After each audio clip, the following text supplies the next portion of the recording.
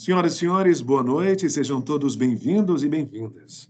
A loucura do direito, encontros e desencontros entre os saberes da mente e da lei, é uma iniciativa do Grupo de Trabalho Interinstitucional de Saúde Mental, instituído pela Portaria 787/2021, composto pelo Judiciário, Ministério Público, Defensoria Pública, Secretaria de Administração Penitenciária, Secretaria Estadual de Saúde, Secretaria Municipal de Saúde, Secretaria de Direitos Humanos e Desenvolvimento Social, Comissão Integrada de Saúde Mental do Conselho Estadual de Direitos Humanos e Comitê de Prevenção e Combate à Tortura e coordenado pelo Grupo de Monitoramento e Fiscalização do Sistema Carcerário do Tribunal de Justiça do Ceará.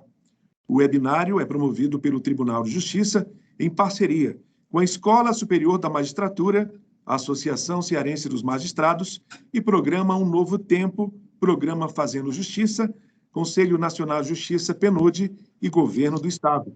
Nós informamos que a publicação A Loucura do Direito, Encontros e Desencontros entre os Saberes da Mente e da Lei, que reúne ensaios sobre os temas abordados neste webinário, está disponível na página do Tribunal de Justiça por meio do link que será disponibilizado através do chat. Nós queremos registrar, agradecer as presenças de Suas Excelências, o senhor desembargador Henrique Jorge Holanda Silveira, supervisor do Grupo Monitoramento e Fiscalização do Sistema Carcerário do Estado do Ceará, e também a juíza de Direito, doutora Juliana Teixeira de Souza, coordenadora do GMF, e o juiz de Direito, doutor César Belmino Barbosa Evangelista Júnior, titular da Terceira Vara da Execução Penal da Comarca de Fortaleza, eles que juntos organizam esse evento. O tema do último dia deste webinário é desinstitucionalização da loucura e também inclusão da diferença, construindo caminhos.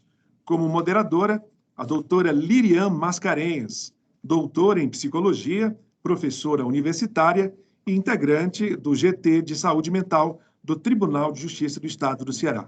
Doutora Lirian, boa noite, bem-vinda. A partir de agora, os trabalhos serão conduzidos pela senhora. Boa noite. É com muita honra que faço a mediação da mesa Desinstitucionalização da Loucura e Inclusão da Diferença, construindo caminhos. Para minha alegria, é uma mesa nordestina. O Nordeste brasileiro é palco de pobreza, abandono e dor, mas também é palco de beleza, luta e resistência, como tão perfeitamente escreveu nosso poeta Patativa do Assaré. Eu sou de uma terra que o povo padece, mas não esmorece e procura vencer. Da terra querida, que a linda cabocla, de riso na boca, zomba no sofrer.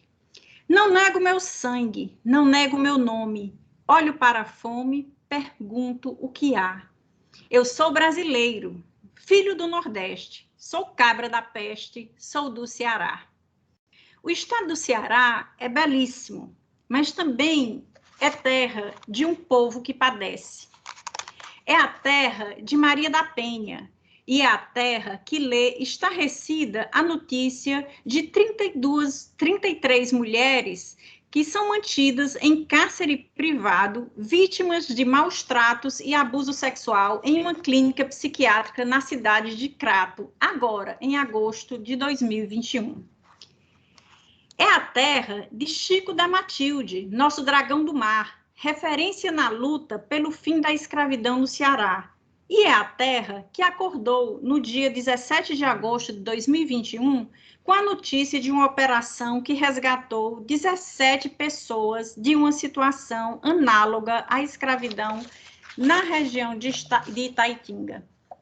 É a terra de Mário Mamed, autor da Lei Estadual 12.151, de 1993, que 8 anos antes da Lei 10.216, no seu artigo 1º estabeleceu: fica proibido no território do Estado do Ceará a construção e ampliação de hospitais psiquiátricos, públicos ou privados. Mas o Ceará é também a terra que presencia hoje, sem acreditar, a articulação de um novo hospital psiquiátrico na cidade de Crato, mais uma vez, o que fere a Lei Mário Mamed e a Lei Antimanicomial. É a terra de Luiziane Lins, que entregou, no final de sua segunda gestão na Prefeitura de Fortaleza, em 2012, 14 centros de atenção psicossocial, 3 residências terapêuticas e outros equipamentos fundamentais para um cuidado comunitário e em liberdade. Uma rede potente, mas que precisaria continuar sendo ampliada, o que infelizmente não aconteceu. O Ceará é também a terra que tem um termo de ajustamento de conduta assinado em 2017, em que a Prefeitura assumiu o compromisso com o Ministério Público de inaugurar mais 4 residências terapêuticas entre 2018 e 2019.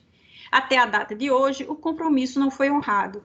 O argumento recorrente utilizado pela Prefeitura para o não cumprimento do TAC nos últimos 3 anos é não encontrar imóveis para alugar. O Ceará é a terra do senhor Crispim, figura maior da luta antimanicomial cearense, representante dos usuários em todas as reuniões, comissões e audiências, defendendo com força inabalável os direitos dos usuários, o cuidado em liberdade e o fortalecimento da rede de atenção psicossocial. Mas é também a terra de Damião Ximenes, um cearense morto em 1999 em Sobral, após internação para tratamento psiquiátrico. Dr. Luiz Lanfred, na mesa de abertura, nos falou da importância de não esquecermos que o Brasil foi condenado em 2006 pela Corte Interamericana de Direitos Humanos pelo caso Damião Ximenes. E sim, o caso Damião Ximenes não pode ser esquecido, especialmente porque outros casos de sérias violações de direitos continuam acontecendo no nosso estado. Em 2013, em uma inspeção do CNJ, foi identificado um homem que estava há 43 anos, sem nunca ter sido julgado, preso no manicômio judiciário cearense. O senhor Juvenal Raimundo de Araújo, que chegou ao manicômio judiciário aos 19 anos, teve sua pena prescrita e recebeu alvará de soltura em 1989.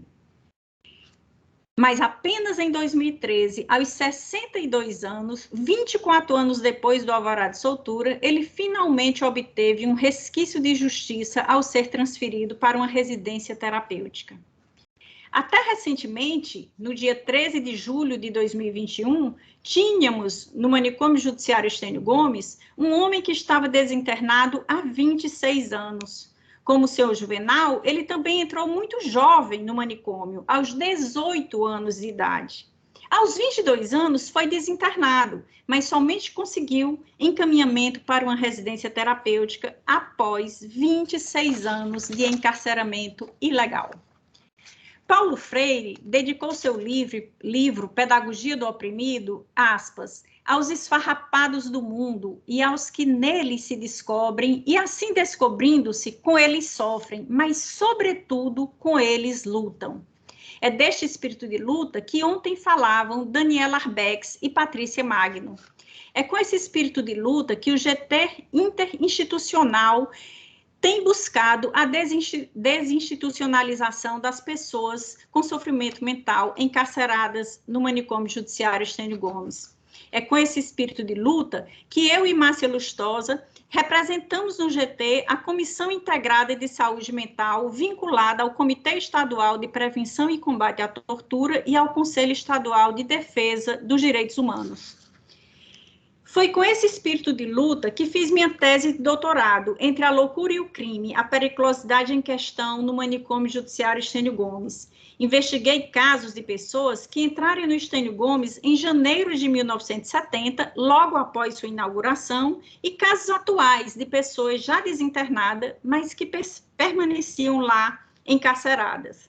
Pessoas que encontraram e ainda encontram uma grande dificuldade para sair do manicômio judiciário, mas não por registros de uma suposta periculosidade, conceito não científico, como nos lembrou ontem Patrícia Magno. A permanência prolongada no Estênio Gomes é fruto do nosso abandono, de todos nós, do governo do estado, da prefeitura de Fortaleza, das entidades que deveriam garantir direitos, defender e proteger pessoas com sofrimento mental e de toda a sociedade cearense.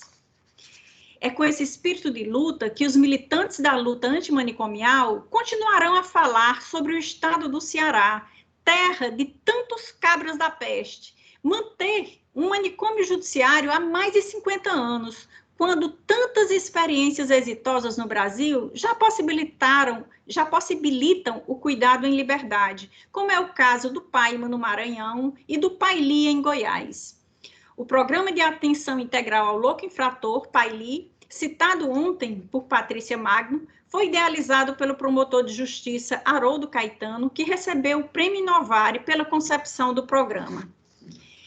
É com esse espírito de luta que levo para minhas salas de aula, na Unicet, minha indignação pelas violações de direitos humanos presentes nos manicômios judiciários brasileiros e minha luta por um programa semelhante ao PAILI e ao PAIMA no nosso belo e sofrido estado. Aliás, para quem tiver ainda fôlego para mais uma noite de debates, amanhã, no canal da Unicet, teremos uma mesa em comemoração ao Dia do Psicólogo, cujo tema é Loucos por Liberdade, por um Ceará sem manicômio judiciário, momento em que eu e Haroldo Caetano faremos reflexões oriundas das nossas teses de doutorado e da nossa luta por uma sociedade sem manicômios. Nesta terceira noite de ricas aprendizagens, conheceremos os caminhos que estão sendo trilhados pelo Estado da Paraíba para implantar um programa coerente com a Lei 10.216. Conheceremos a experiência do Programa de Atenção Integral às Pessoas com Transtornos Mentais em Conflito com a Lei, PAIMA, no Maranhão. E escutaremos com atenção e esperança a fala do representante da Secretaria de Saúde do Ceará sobre a posição do governo do Ceará em relação a este importante tema.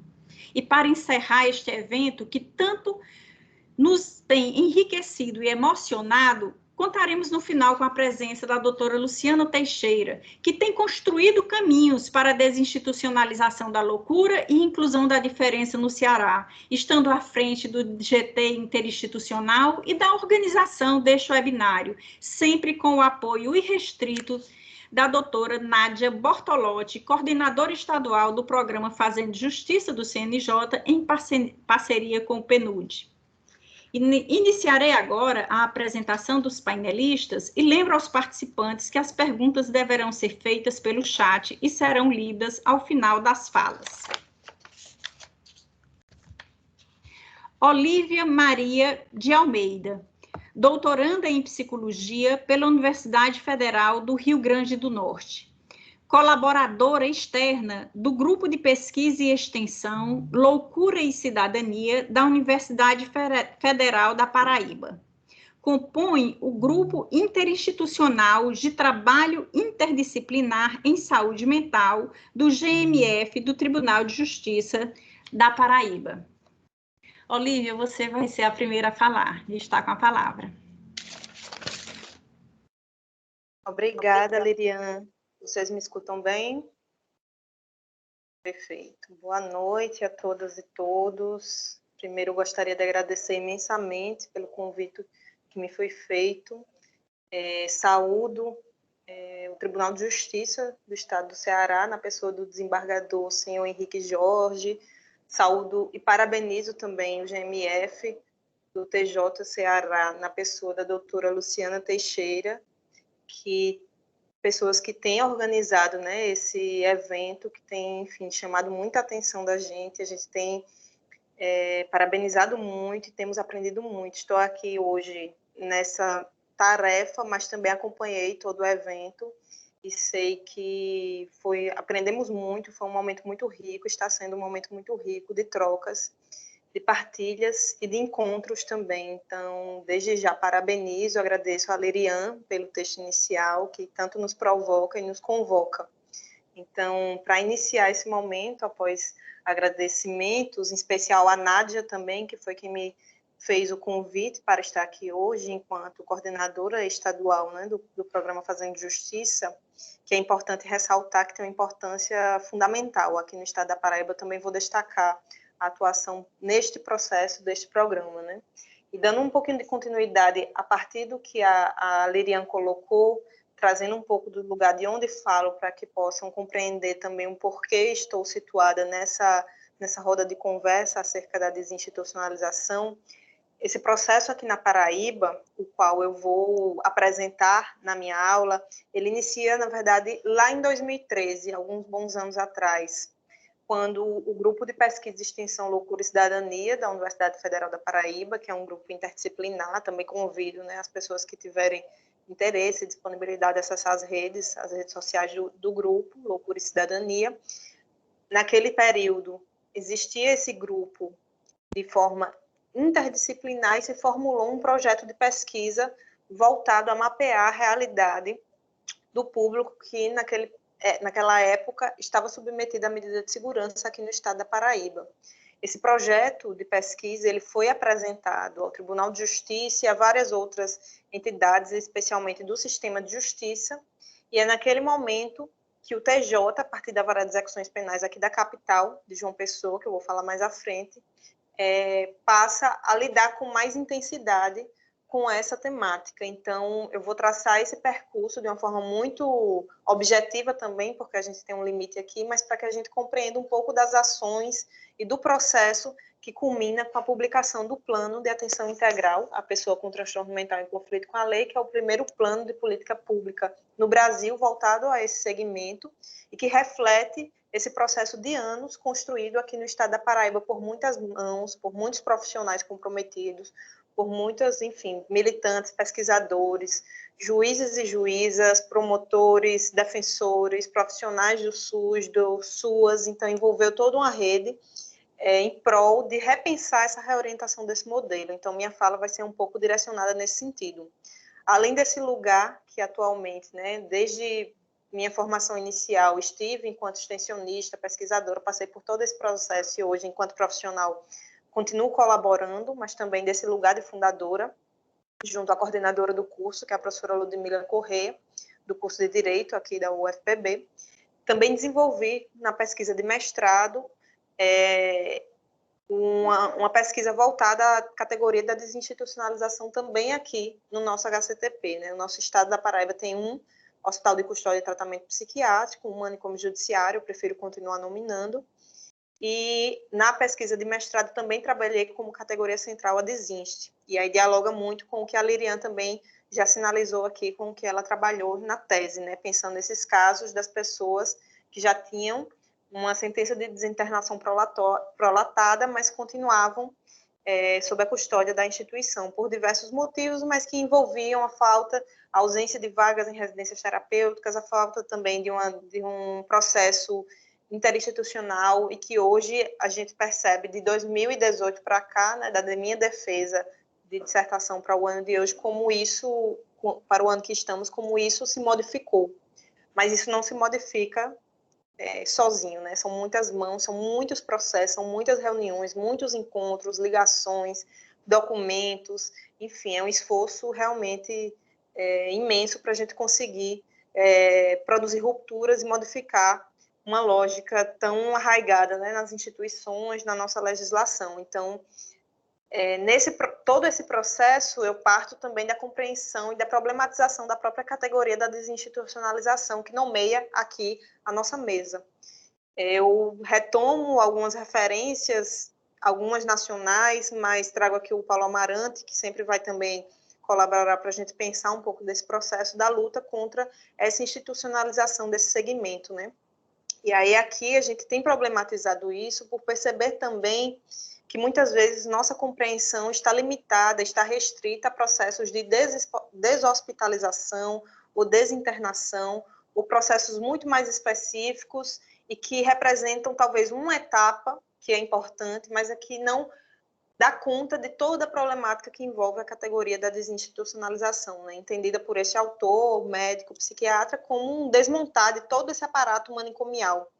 E aqui vai envolver não só o aparato, as práticas, mas também os discursos, as lógicas, tudo que estrutura essas instituições e essa lógica manicomial que compõe, portanto, essa estrutura. Então, esse processo de desinstitucionalização que eu trabalho aqui, que vou discorrer durante a minha fala, está para além da desinternação, né? Está para além desse processo de saída ou retirada, entre aspas, de uma pessoa que passou pelo processo de institucionalização e, portanto, o direcionamento para outro tipo de instituição, né? Ele envolve uma série de outros direitos, como a moradia, o direito à saúde, o direito ao trabalho, enfim, uma série de outros direitos e que nos convoca a sermos inventivos, criativos e criativas, como a própria reforma psiquiátrica, enquanto o processo social complexo nos convoca, né, nos chama. Então, a desinstitucionalização como essa luta contra a violência que é produzida e reproduzida dentro dessas estruturas, mas e que restringe, portanto, a projeção de um futuro para essas pessoas que são submetidas ao isolamento. Então, é pensar reivindicarmos, né, toda a transformação de todas essas estruturas que, portanto, não diz respeito só à doutora Luciana, ao doutor Henrique, à Lirian, mas toda a sociedade, né? Precisa envolver a família, precisa envolver cada um de nós para repensarmos, inclusive, as barreiras que temos colocado para, enfim, a plena existência com dignidade dessas pessoas. E aí eu também convoco nós nos debruçarmos sobre a Convenção dos Direitos das Pessoas com Deficiência, né, que é um documento que a gente aqui na Paraíba também tem centrado esforços. E aí esse processo aqui na Paraíba inicia em 2013, mas ele já passou por vários percursos, né? E trazer a atualidade desse tema é fundamental, porque é justamente a partir de um processo de formação semelhante com o que estamos fazendo aqui hoje, que a gente começa, no estado da Paraíba, a se aprofundar na temática, assimilar a temática, porque ela é, como nós vimos durante esses dias, né, do evento, ela é muito singular, ela é muito complexa, as categorias, a linguagem, ela é complexa e é num processo de capacitação, de formação coletivo e contínuo que a gente conseguiu avançar. Então, também faço um convite, caso desejem, a gente tem no próprio YouTube do Tribunal de Justiça do Estado da Paraíba disponível os vídeos do primeiro webinário paraibano, Cuidado em Rede, Política para as Pessoas com Transtorno Mental em Conflito com a Lei, que nós realizamos no mês de setembro do ano passado. Também contamos com a participação de algumas, enfim, das pessoas que vimos aqui, e tentamos produzir uma programação também muito, muito diversa, como eu também vi, que vocês desenvolveram tão bem, enfim, agraciaram com tanto conhecimento. Além disso, aqui, a última ação, já trazendo um pouco do momento que nós estamos no estado da Paraíba, a gente acabou de concluir, no dia de ontem, um curso de aperfeiçoamento de servidores e magistrados em internação em hospital psiquiátrico e hospital de custódia e tratamento psiquiátrico. Esse foi um curso mais fechado, mais específico, uma turma junto à Escola Superior de Magistratura e que teve também esses temas que nós estamos trabalhando aqui. Então, para dizer o como é importante esse espaço, esse processo. E aqui na Paraíba, lá em 2013, como eu disse para vocês, para os senhores e para as senhoras, a gente iniciou esse processo com a apresentação de um projeto de pesquisa. Essa apresentação de um projeto de pesquisa convocou e provocou tanto a Vara de Execuções Penais, a Secretaria de Estado da Saúde e a Defensoria Pública a estudar o conteúdo com mais intensidade.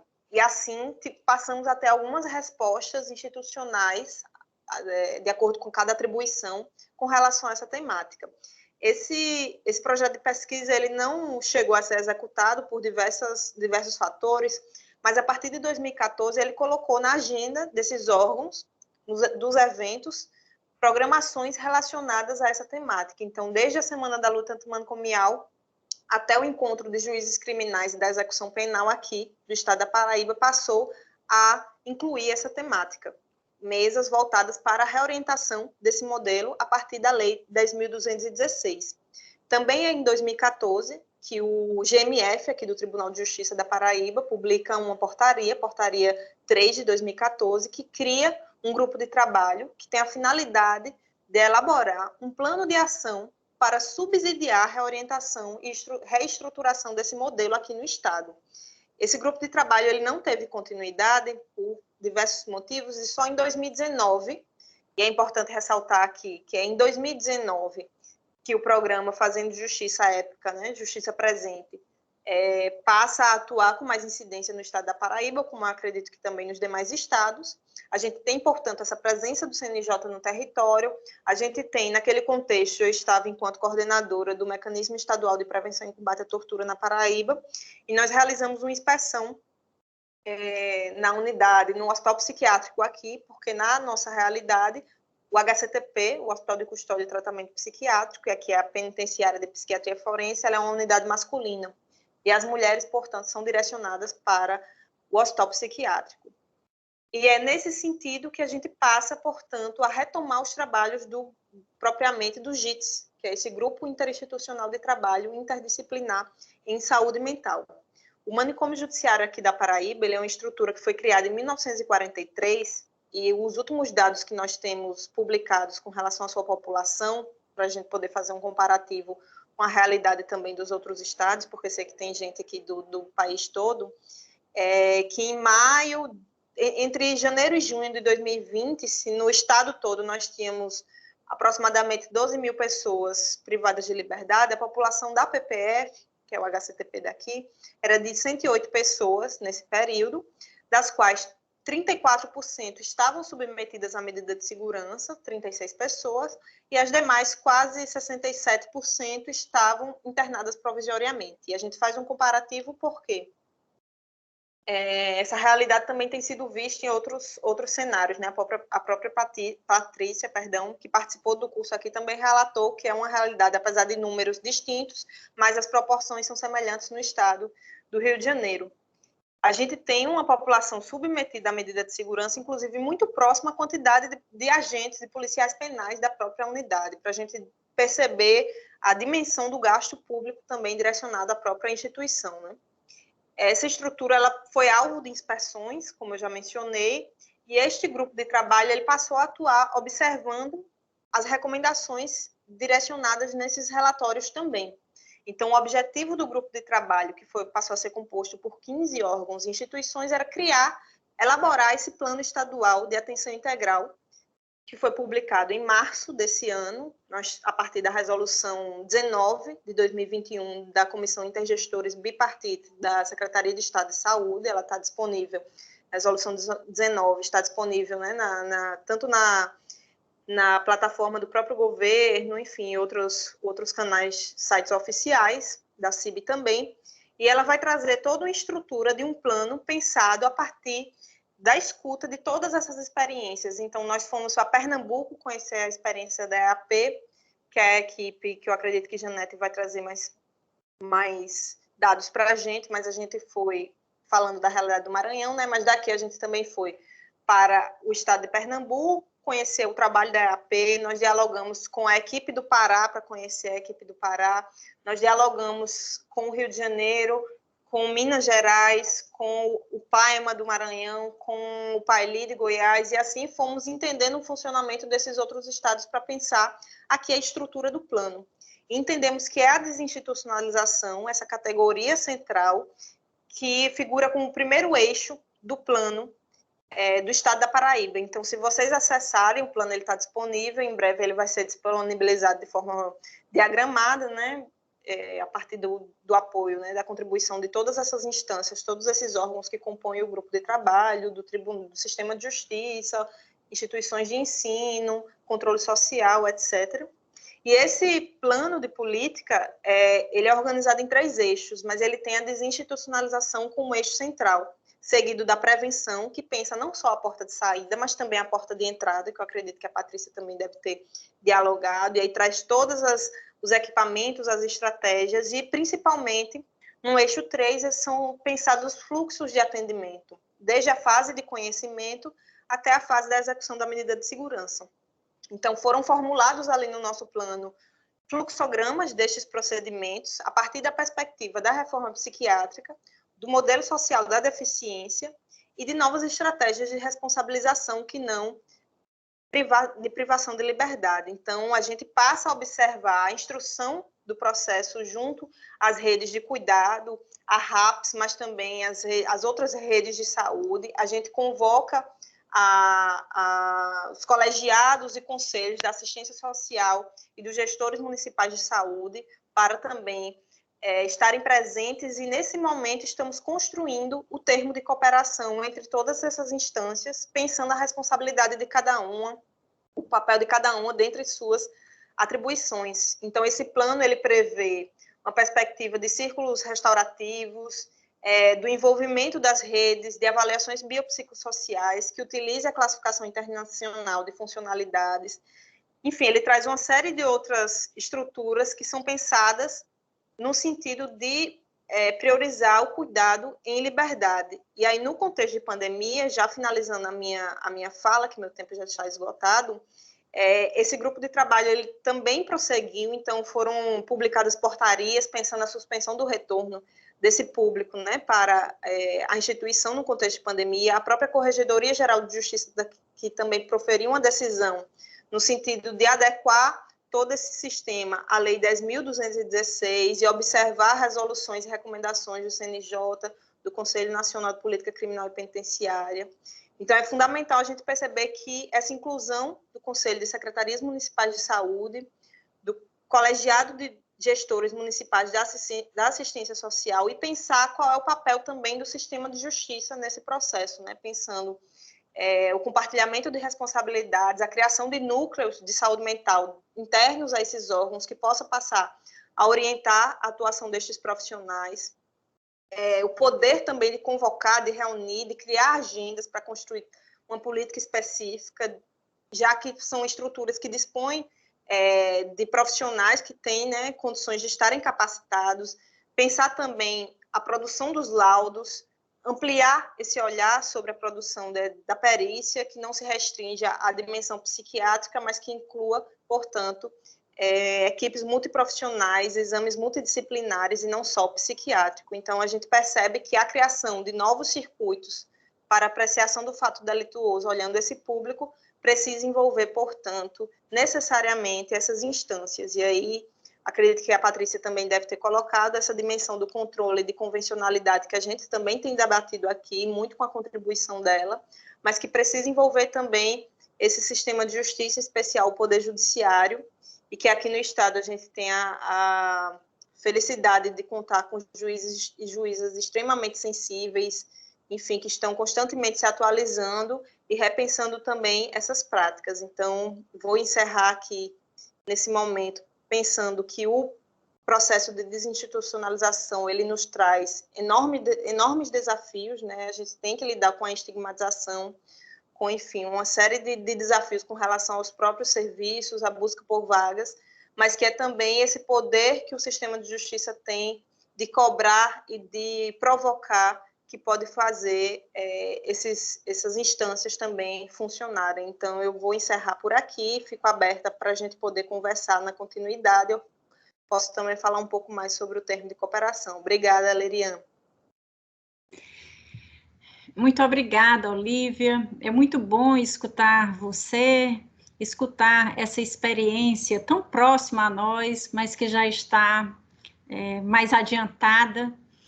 E agora eu vou passar a palavra para Janete Valois, psicóloga clínica, mestre em psicologia social, especialista em saúde mental, neuropsicologia, gestão de serviços de saúde, docência do ensino superior e coordenadora das equipes de EAPs e da saúde prisional do estado do Maranhão. A Janete já esteve, inclusive, no ano passado, contribuindo com o GT Interinstitucional de Saúde Mental, e mais uma vez está engrandecendo aqui esse nosso encontro. Janete, é com você.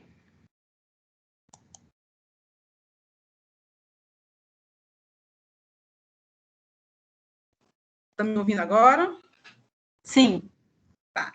Então, assim, boa noite a todos, né? Assim, queria dar muito obrigado pelo convite, de poder participar e poder trazer um pouquinho mas da experiência que nós vivemos aqui no estado do Maranhão, né? Agradecer a Nádia pelo convite, do Fazendo Justiça, né? Agradecer, e aí a GMF, para a gente, é o MF, então, às vezes, dá uma quebrada nas coisas. Então, assim, agradecer ao doutor Henrique Jorge, né? E a Luciana Teixeira, né? Parabenizar também, já por essa organização desse evento. Então, eu trouxe para a gente, assim, muito mais uma reflexão, né? Tem texto aqui, para poder seguir, é o texto que eu iria estar publicando, desse percurso que a gente fez, né? E aí, quando eu comecei a pensar o que a gente ia trazer para cá para falar hoje, até porque, de uma maneira, a gente já falou dessa experiência do Maranhão em outros espaços, e de ser um momento de reflexão. Então, minha fala vai ser muito em cima disso, né? Daquilo que a gente já... do que foi aprendido muito com a Patrícia, com a Olívia, né? Com a Carol, com Paula Amarante, com o próprio Carol, de pessoas que estão nessa luta da saúde mental, né, há muito mais tempo, no movimento mesmo de defesa da próprias EAPs, né? Então, a gente teve isso ano passado, um fortalecimento muito grande das EAPs, então, um envolvimento de muita gente para que as EAPs continuassem e ganhassem mais espaço no cenário nacional, então, foi um trabalho muito conjunto. E aí, assim, e também muito aprendizado. Mesmo nós que já estamos avançados nos processos, a gente conseguiu aprender muita coisa legal nessas reflexões que a gente veio travando nesse período. Então, poder pensar nisso. E eu comecei pensando justamente disso, né? Da Constituição brasileira, né? Lá de 80, que é a nossa Constituição cidadã, que ela legisla em favor de todos os brasileiros, independente de raça, cor, idade, sexo, e obriga o Estado brasileiro a se responsabilizar pelas condições para que a gente tenha saúde, né, a justiça, a educação, a moradia, a emprego, aos nossos direitos básicos enquanto cidadão. Então, a Constituição já traz isso para todo mundo, né? Então, eu vou trazer alguns pontos para a gente poder, depois, no final, estar amarrando. A gente tem a Lei 10.216, né, que traz para a gente diretrizes de como é que deve ser o cuidado em saúde mental no território brasileiro. E para garantir direitos, né, para garantir cuidados, tanto para quem tem doenças mentais, quanto para quem tem uso em relação ao uso de drogas. Então, a gente tem uma lei que esse processo. No escopo dessa lei, ela diz que a gente deve lançar mão de todos os recursos disponíveis no território para cuidar dessas pessoas, e que deve ser prioritariamente em espaço comunitário.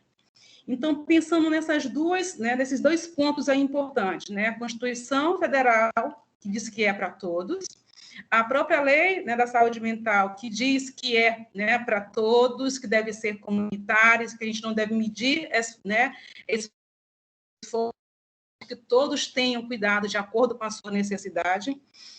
Elas estabelecem isso, e pensam nisso. Se ela diz que é para todos, subtende que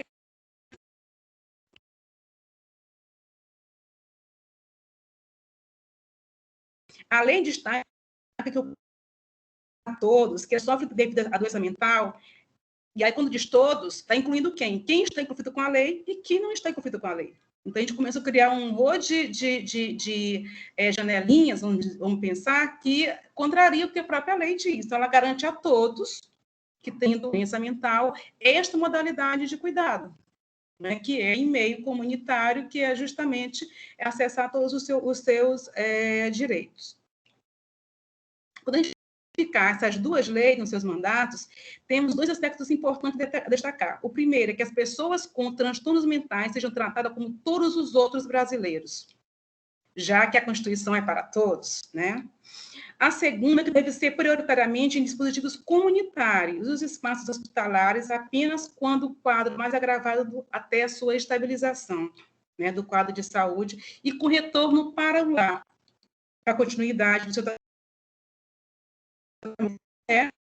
tendo do próprio SUS, porque é isso que preconiza também o SUS. Então, a gente tem aí legislações da saúde, temos a Constituição brasileira que fala, já a priori, antes de qualquer coisa, como é que deveria ser o cuidado dessa população, que a gente mais trabalha especificamente, que é as pessoas que têm transtornos mentais e conflito com a lei. Então, se a gente pegar essas duas leis, já está colocado muito claro, né, o que a gente não faz, né, enquanto Estado brasileiro. Apoiando o que está na própria legislação brasileira. O outro é a gente pensar um pouquinho, né, em outros dois pontos importantes nesse processo, que é o Código Penal. Né, não sou doutora, não sou estudiosa, mas o que eu consegui aprender, né, com as pessoas do sistema de justiça que me deram, digamos, um pouco de conhecimento acerca disso. Então, assim, pela Constituição brasileira e pelo Código Penal, quando você comete um delito, você deve pagar pela sua pena cometida.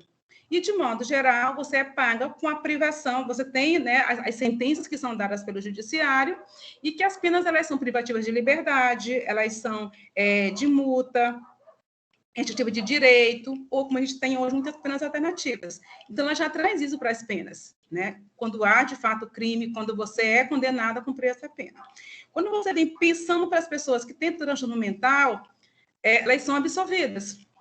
Né? Elas não sofrem para pagar penas, né? Elas sofrem sanções, né? Sanção penal. Apesar de toda a discussão, em especial que a Carol traz, que a Patrícia traz, e a própria Olivia traz em algumas falas que eu te ouvi, disso, né? De questionar, né, a legalidade da medida de segurança. Então, eu não estou colocando nem isso agora em discussão, mas assim, naquilo que a gente vai seguindo, né? Do que está colocado, que é na prática, já há uma contradição muito grande entre o que a gente propõe, né, e o que a gente consegue colocar em prática. E aí a gente tem essa sanção, que é justamente medida de segurança, que fala que ela pode ser ambulatorial ou hospitalar. E aí você vê a prática maciça dela ser hospitalar. E uma prática maciça de que ela é hospitalar, onde essas pessoas perdem também, apesar de não serem condenadas, elas perdem também o direito de ir e vir. Então, elas perdem esse direito primeiro, por uma coisa que elas não poderiam perder, já que elas não foram condenadas a nenhuma pena, né? Tem o direito de ser tratada em meio comunitário, né? Elas terminam não tendo acesso à saúde, não tendo acesso à educação, não tendo acesso a vários direitos. Então, elas estão o tempo todo violadas dos seus direitos. Né? E aí eu digo que é o pior de todos, né? Que apesar de nós não termos no Brasil a pena de morte, muitos deles terminam tendo a pena de morte nos nossos manicômios judiciários, Brasil afora, como todo mundo já. Então, a partir dessa prática, né, desses questionamentos, é que eu vim pensando em conversar com a gente acerca disso, de como é que isso está lá no Maranhão, né?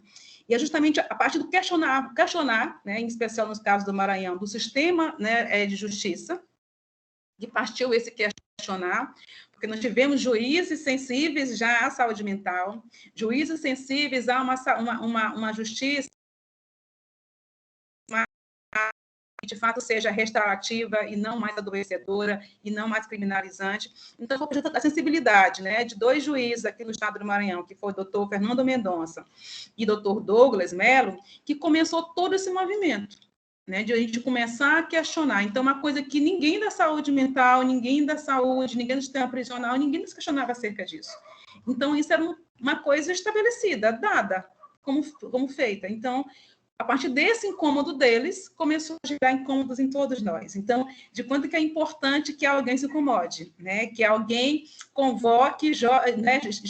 Apareça com problema e jogue para todo mundo a conta do problema. E foi isso que, na verdade, que se deu dentro do Maranhão. Foi a partir dessas reflexões, né? Que, de alguma maneira, nortearam esse saber e esse fazer desses dois juízes que mobilizou, né, todo o estado do Maranhão para o quadro que a gente tem hoje. E aí, lembrar disso, né, de que as EAPs, elas nascem nesse momento histórico dentro do estado do Maranhão, né? Ela nasce lá em 2000 de uma maneira efetiva, né, mas lá em 2014, né, quando a gente vai visitar a Paili, porque a gente já tem uma bomba, né, estourada na nossa mão. Isso que eu vou começar a passar um pouquinho agora dessa história que é cheia de equívocos também, e de avanços, e de alguns, eu não diria retrocessos, mas de algum repensar a rota, né, que a gente vai vivenciando. E aí, o título da minha fala seria não a EAP, né, mas o título que eu pensei para essa fala era o cuidado intersetorial em saúde mental, a partir das EAPs. Né? Então, muito nesse sentido, até porque foi essa marca que se fez muito presente aqui no estado do Maranhão. Tá? Então, quando eu falei, a experiência do Maranhão, ela surge a partir desse olhar, né, do judiciário, acerca da política, da Constituição, né, da lei, e começa a fazer esse incômodo. E aí começa a ter a estratégia. Aí eu lembro lá de Pinel, né, de libertar os loucos do sistema prisional, né, libertar os presos de Pedrinha, né, que era um lugar altamente desumano, e para a gente era tranquilo, né? Estava todo mundo lá guardadinho, né? Ninguém se incomodava com isso. Tá, terminando.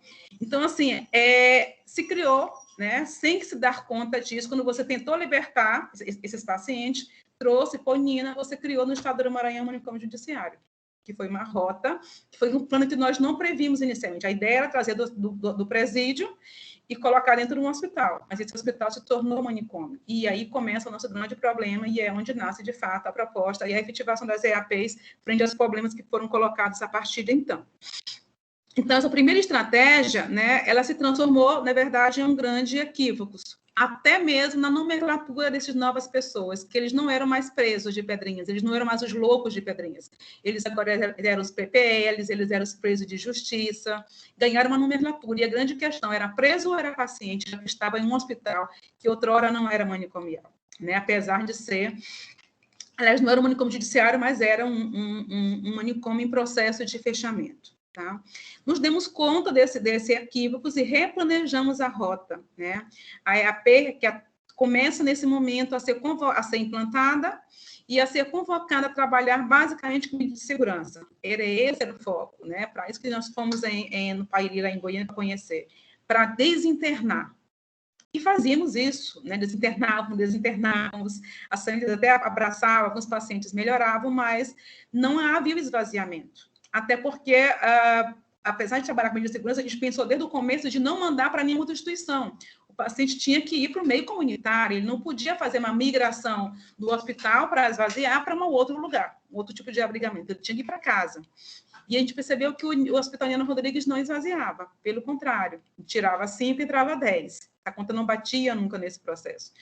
Outra, né, engano, né, equívoco da rota. Então, as EAPs também começam a perceber que trabalhar com medida de segurança somente na desinternação não adiantava nada, porque no momento que se criou o manicômio judiciário no nosso estado, ela criou uma cultura nova, a cultura de internação de todo e qualquer paciente que tivesse uma suspeita, de qualquer preso que tivesse uma suspeita de transtorno mental. Então, o que nós não tínhamos antes, que era uma cultura de internamento, a gente começou a ter no Maranhão, em curto tempo, de uma maneira muito veloz, a cultura da internação em manicômio judiciário de toda e qualquer pessoa sob suspeita, né, desse processo. Então, a gente se deu conta também desse grande equívoco, e aí a gente precisa agora começar a trabalhar na porta de entrada, né, para que não haja mais pessoas entrando, e precisa de um trabalho que seja realmente conjunto, intenso, né, que pudesse ser feito com todos os atores envolvidos nesse processo. Então, a partir dessa constatação de que precisava ir para uma porta de entrada, trabalhar não só com a medida, mas também com a porta de entrada, foi feita outras ações, né? Como, por exemplo, a interdição do hospital, de não entrar mais nenhuma pessoa para internação se não fosse com o aval da EAP, de uma avaliação a priori, se institui aqui nesse momento, né, que foi o nosso avanço, uma avaliação biopsicossocial antes de instaurar o incidente de insanidade mental, então isso já dá uma modificada e bagunça ainda mais a cabeça dos juízes, do judiciário, de todo mundo de modo geral. Então, a gente tem esses dois marcos que são importantes, que é você interditar um hospital e criar um novo fluxo, que agora não era mais só de medida de segurança, mas também de uma avaliação. Então, você cria um fluxo de entrada e de saída desses pacientes, né? E não só de saída ou não só de entrada. A gente teve muita resistência de todas as ordens, né? E a gente conseguiu, de fato, ir vencendo essas resistências através de um trabalho conjunto, né? De ajuda mútua, de conhecimento dos olhares, dos saberes, dos fazeres, dos conceitos, desse grande número de pessoas que foram mobilizadas e que tinham, de alguma maneira, chegou-se ao consenso de que tinha que fazer alguma coisa. Então, você teve essa aproximação do sistema do TJ, da Defensoria, Fazendo Justiça, a promotoria, saúde, sistema prisional. Então, todo mundo começou a ter que discutir com o mesmo objetivo, de como evitar novas internações, porque nós não queríamos o nosso Estado um manicômio judiciário. Então, no plano macro, a gente conseguiu, né, alguns avanços por conta dessa junção das cabeças pensantes frente a um problema que nós mesmos criamos para nós, né? E aí eu digo nós porque, apesar de ter sido iniciado pelo judiciário, nós fazemos parte desse processo como um todo, né? Inclusive a saúde. A gente teve muitos frutos desse processo, né? A gente teve frutos no plano macro e no plano micro. No plano macro, o que a gente teve? A gente teve a inclusão de todos os atores no sistema de comunicação interna do próprio TJ. Então, no malote digital do TJ, todo mundo que faz parte desse grupo de trabalho, todas as instituições que fazem parte desse grupo de trabalho, elas têm acesso tanto para receber quanto para enviar, né, informações. Terminando. Publicação de nota técnica, né, da Secretaria de Saúde, a portaria de linha de cuidado para a população, do TJ, a gente teve atualização de vários provimentos. Então, assim, o que é importante, que eu acho que tem que pensar, é de que, assim, nunca está pronto e acabado, né? A gente poder estar o tempo todo reavaliando as práticas, o que a gente conseguiu alcançar e não conseguiu alcançar. A definição de um fluxo interno dentro da própria SEAP, do sistema prisional, né, de reorganizar e repensar como é que eles identificar e como é que eles dar encaminhamento para essas pessoas dentro do próprio sistema prisional como um todo. Então, esse foi o grande avanço no plano macro.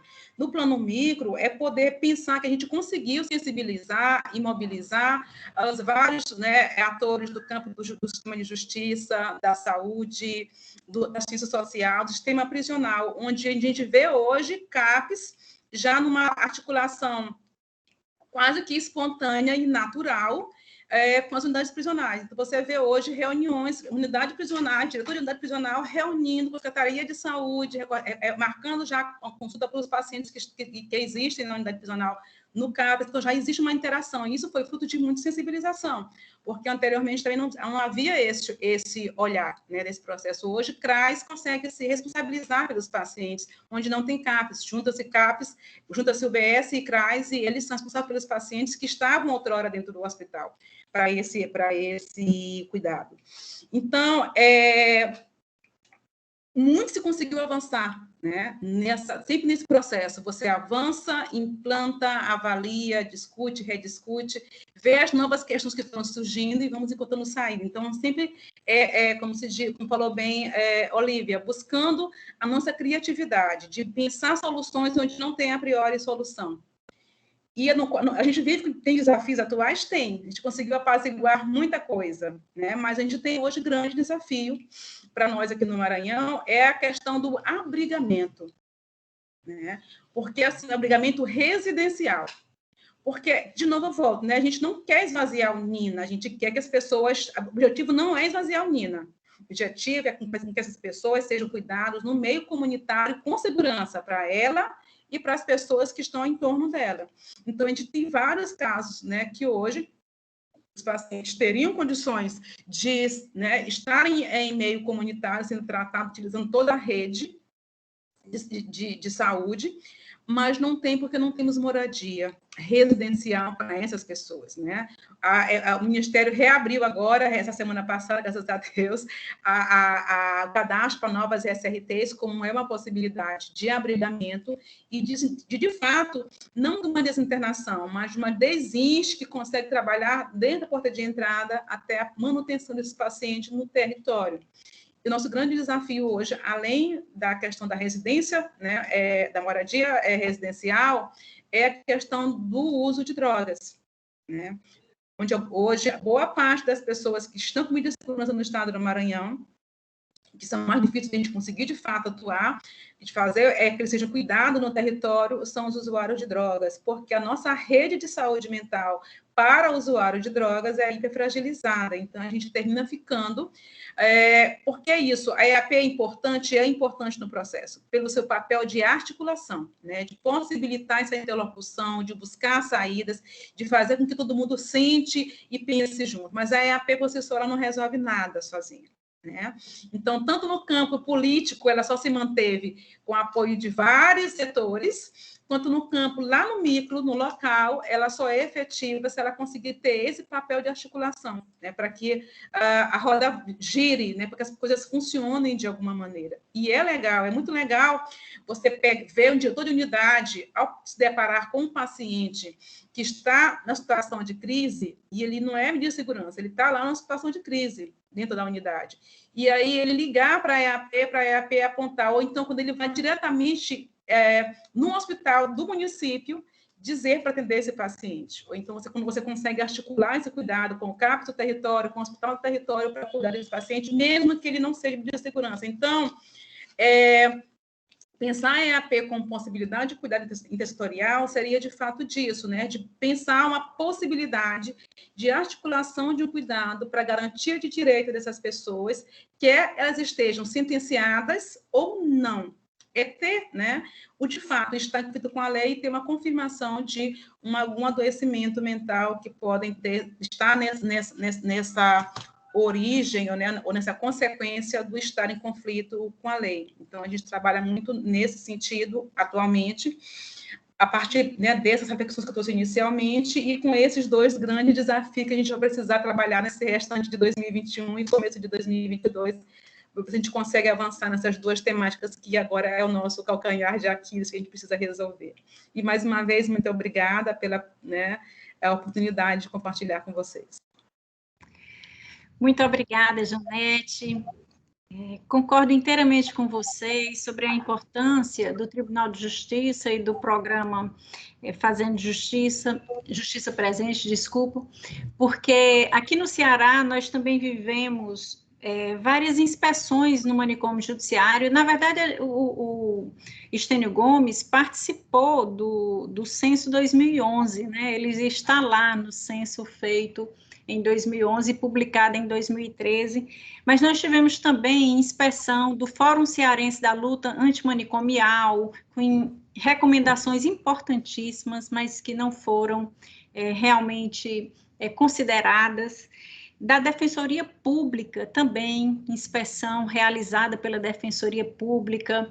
Nós tivemos também inspeção realizada pelo Mecanismo Nacional de Prevenção e Combate à Tortura, mas realmente, em 2020, em julho do ano passado, quando a doutora Luciana Teixeira, do Tribunal de Justiça do Ceará, inicia o Grupo de Trabalho Interinstitucional de Saúde Mental, em parceria com o Programa Fazendo Justiça do CNJ, a gente vai perceber um avanço, né? Um avanço bem considerável nessa luta tão difícil, pela desinstitucionalização e por um programa de atenção integral às pessoas com sofrimento mental coerente com a Lei 10.216.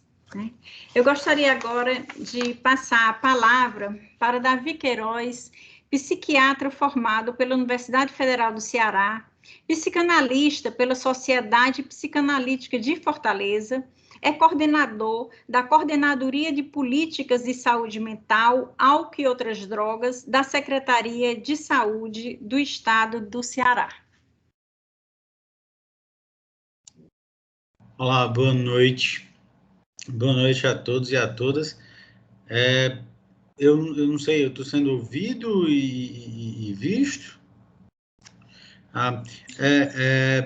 Eu trouxe aqui uma apresentação, uma parte do que eu vou falar aqui traz dados, e aí ficava mais fácil de eu apresentar, mostrando para vocês.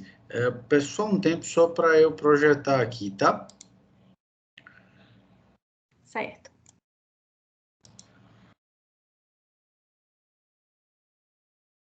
Eu acho que vocês estão vendo, né? Aparece um logo do governo do estado, isso? Sim. Pronto. Bom, boa noite mais uma vez, como eu estava dizendo. E primeiro de tudo, eu preciso parabenizar aqui o evento, né? No nome da doutora Luciana, do doutor César e da doutora Nádia, que têm sido parceiros formidáveis aí nesta caminhada que a gente está fazendo, e eu agradeço o convite, né, tanto do ponto de vista pessoal quanto profissional, assim, como gestor, no sentido de que eu dedico boa parte do meu tempo aos cuidados, a pensar nos cuidados em saúde mental. E esses momentos de discussão, eles até historicamente têm levado a bons resultados, porque a gente pode rever nossas práticas, a gente pode melhorar o que precisa ser melhorado, modificar alguma coisa que precisa ser modificado e manter o que precisa ser mantido. Então, eu agradeço enormemente o convite e eu preciso agradecer também aqui toda a minha equipe lá da Copom. Essa caminhada, a gestão, ela é uma caminhada muito solitária. E quando se tem uma equipe no nível da que eu tenho lá na Copom, isso fica muito mais palatável. Né? Então, eu preciso fortemente agradecer a eles e preciso agradecer também as parcerias que a gente tem, né, que a Copom tem feito. Eu vou falar mais disso depois, quando a gente for falar no papel do Estado. Né? Bom, primeiro eu queria apresentar aqui a Copom. A Copom, eu não sei de onde veio essa sigla, mas precisava ter 5 letras e começar com COP, que era uma coordenadoria. Ela é a coordenadoria de políticas de saúde mental, álcool e outras drogas. Ela faz parte da Secretaria Executiva de Políticas de Saúde, a CEPOS, né, da Secretaria do Estado. E dentro da Copom, a gente tem 2 células. Uma célula da rede de atenção psicossocial e uma célula de políticas sobre álcool e outras drogas. Né? A gente tem a Copom, ela é pessoalmente composta por mim na coordenação, Davi Queiroz. Você tem na CEPAD, quem está à frente como orientadora de célula é a Sara Lima Verde, e ela tem como assessora técnica a Luísa Ribeiro, que também são espetaculares, e na célula da rede de atenção psicossocial, a gente tem à frente a orientadora, a Renata Pinheiro, e a Emanuela Linhares, que está como assessora técnica. Então, assim que se compõe. E é importante que todos entendam, até para a gente, quando a gente for discutir a questão dos papéis, né? Então, como eu falei, a Coordenadoria de Política de Saúde Mental, álcool e outras drogas, faz parte da Secretaria Executiva de Políticas, né? E ela tem como competências aí o planejamento, a formulação de políticas, o estabelecimento de diretrizes, normas, procedimentos para a organização da rede de atenção psicossocial dentro do Estado, né? Assim, em outras palavras, o objetivo da Copom é fortalecer a integralidade do cuidado em saúde mental aos usuários do SUS, reestruturando a RAPS, por meio da implementação dessa política de saúde mental, álcool e outras drogas, uma regionalização da atenção psicossocial e apoios aos serviços de base territorial, com a implementação dessas linhas de cuidado. Ou seja, né, o que isso quer dizer? Que o papel, o objetivo de ser, o sentido de ser da Copom é promover, primeiro, um diagnóstico para entender o que se passa com as redes de atenção psicossocial dentro do nosso Estado, né? E, depois desse diagnóstico, promover uma política que seria essa política que a gente colocou aqui como PSMAD, a política de saúde mental, álcool e outras drogas, para poder solucionar, né? Que vai envolver os programas, os projetos, para solucionar o que foi identificado nos diagnósticos, sempre procurando dar apoio aos serviços de base territorial. Né? A gente entende que isso que eu vou falar um pouquinho mais na frente, isso é o que vai realmente ter resolutividade no cuidado, são esses serviços de base territorial. Agora, para que isso seja feito, a gente precisa também implementar linhas de cuidado estratégicas. Há de se ter uma padronização, né, uma sistematização, na verdade, talvez seja até a palavra melhor, uma sistematização do cuidado em saúde mental. A gente ter melhores indicadores, né, até para poder avaliar e ir guiando a gestão, a questão dos indicadores, da comunicação entre os serviços, do escalonamento do cuidado e da estratificação de risco, tá? E é isso que essas linhas de cuidado vêm. Então, como eu falei aqui, a política de saúde mental, ela começa, como qualquer política de saúde, ela deve começar por um diagnóstico situacional, né? Esse diagnóstico ele foi feito, o objetivo aqui não é apresentar o diagnóstico completo, a gente for falar algumas coisas, mas ele foi um diagnóstico bem amplo, que envolveu essas três partes aqui que vocês estão vendo, né? Tanto indicadores estruturais e técnico-organizacionais, indicadores assistenciais e relacionados à economia de saúde. Então, a ideia era exatamente ver como era que estava o funcionamento das redes de atenção psicossocial no estado do Ceará e, como eu falei, fornecer essas evidências para poder fazer a política. Eu preciso, antes de mostrar qualquer coisa em relação a esse diagnóstico, que há algumas ressalvas. Primeiro, esse foi o primeiro diagnóstico de saúde mental dessa magnitude que foi feito no estado, pelo menos até o nosso conhecimento. E a gente teve, na verdade, a equipe concluiu esse diagnóstico pouco tempo depois que eu cheguei na coordenação da Copom. Isso já vem sendo feito já de algum tempo. Teve uma dificuldade grande de encontrar essas informações, o que leva a algumas informações que a gente precisa olhar com cuidado aqui, né? E eu vou ser específico, tá bom? Bom, aqui, primeiro começando, a gente entende que toda a questão da desinstitucionalização, como foi falado esses 2 dias e hoje também pelas colegas painelistas aqui, a desinstitucionalização, ela tem normalmente algumas causas, né, assim, que levam as pessoas a ficarem mais tempo no hospital, e enfim, e precisa da gente entender como é que está funcionando a rede, porque isso é o que vai, inclusive, diminuir as internações, as idas aos hospitais e, consequentemente, a permanência prolongada desses pacientes. Então, vou trazer aqui alguns dados. Aqui seria o que... Dá licença, só porque nós não estamos vendo passar o slide, tá? Ainda está no primeiro slide. Olha, tá, deixa eu mudar aqui, peraí. Agora, foi? Sim. Minha tela aqui está passando. Tá, eu vou tentar passar aqui desta forma. Vocês estão conseguindo ver aqui a taxa de cobertura de centros de atenção psicossocial? Sim. Tá ótimo. Obrigado, Nádia. Bom, desculpem por essa gafe, é uma das questões nesse modelo aqui, né? Uma outra que a gente não consegue ver os nossos interlocutores, né? Então, é sempre muito desafiador se a gente falar dessa forma. Mas, enfim, aqui seria a taxa de cobertura dos CAPs nas regiões de saúde do estado do Ceará, né? O número é por 100 mil habitantes. E aí, em Fortaleza, a gente vai ver, deixa eu só mudar um pouquinho a tela que está aparecendo aqui.